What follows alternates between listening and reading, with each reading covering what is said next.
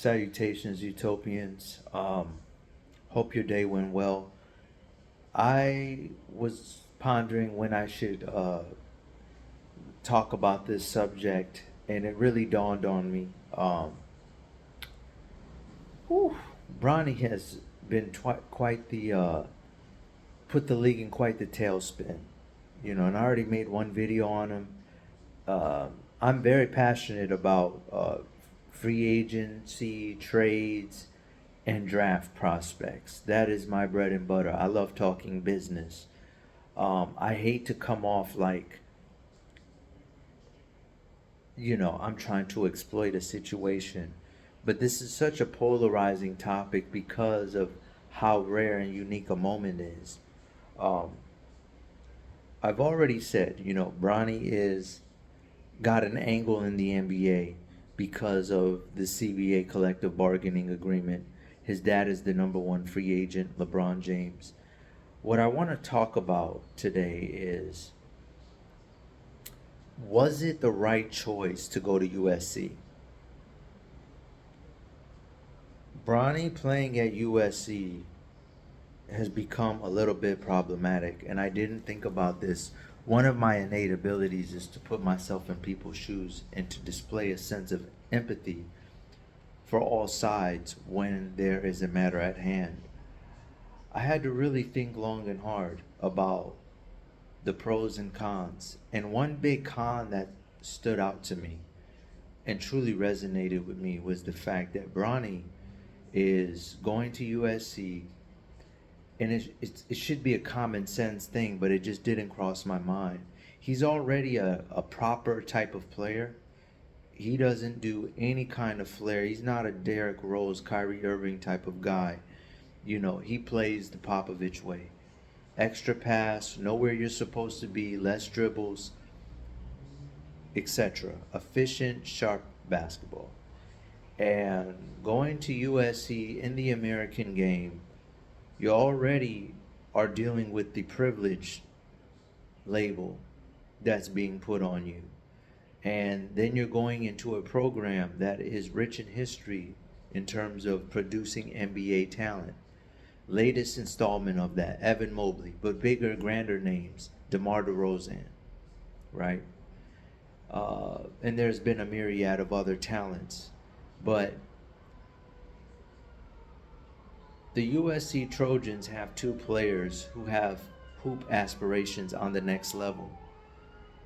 And therein lies what we call a conflict of interest. Now, that's stuff you deal with even in the professional league. People are in contract years. People are trying to carve out roster spots, getting more touches, etc., building celebrity brands, etc.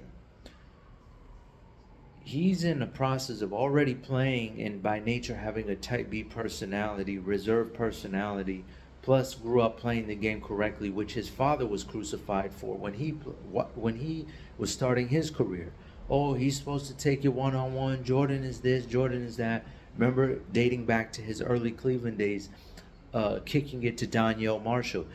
Whether the criticism was warranted or not, the media headhunted him for making the right play. Even in the All-Star game, deferring to others, he played proper basketball. And you're seeing Bronny experience a situation. He's coming off a heart problem, which luckily that is one perk. Being in the U.S., being able to get the top doctors. However, Bronny, I'm starting to think that maybe it would have been in his best interest to have started off overseas like LaMelo Ball, like Emmanuel Mudiay, like Brandon Jennings. In Europe, they play the ball, they move the ball around. They understand feed the hot hand. There's less ego. Here in the States, people are hungry. It's borderline political. It is political for that matter. And with the NIL, programs have to really play a balancing act. I can't say for certain that this is the one time, and I've like I said, no one has uh, paid more respect to LeBron's business acumen than myself. But they may have dropped the ball on this decision. The other big problem, bulletin board problem, this would have, if going overseas would save the Lakers from having to put Bronny in the draft. He could have came over to the league as a free agent. There would have been a way to work this from a free agency standpoint where you don't have, he could just sign, where you don't have to enter a draft. He could have just came directly, saving them the stress of trying to preserve draft capital in order to be able to draft Bronny, which is a huge selling point in where LeBron will land, because he's crossing the 40,000 point mark this year. Every accolade is done. What you think of him is what you think of him. He wants his Griffey moment. He wants to be able to spend a moment on the court with his son. And quite frankly, I don't know the difference between Bronny and Spencer Dinwiddie or Austin Reeves. I think we're watching what Bronny would be if he was to run alongside LeBron. So for me personally, now I'm starting to have this hindsight, buyer's remorse, so to speak,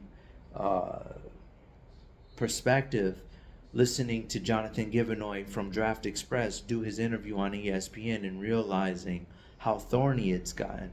Oh, he goes to 2025. Tomorrow's never promised. And I'm not going to lie to you, there's moments where it feels like LeBron is walking on ice and tippy-toeing through games trying to preserve himself already for a championship run with the Lakers, let alone to live a long enough career to see his son on the court. His son, did have questionable health concerns in serious ways that I don't even want to reiterate. So every second, every moment counts. And to see him in this position where now they're taking him off the 2024, and then the 2025 draft board has him listed as the 39th best prospect, basically calling him a second round pick. It's become an epic disaster. This is one time where the miscalculation is real for Bronny, and he might have to bypass the entire draft. Or he could have went G League even, but just anything besides this, this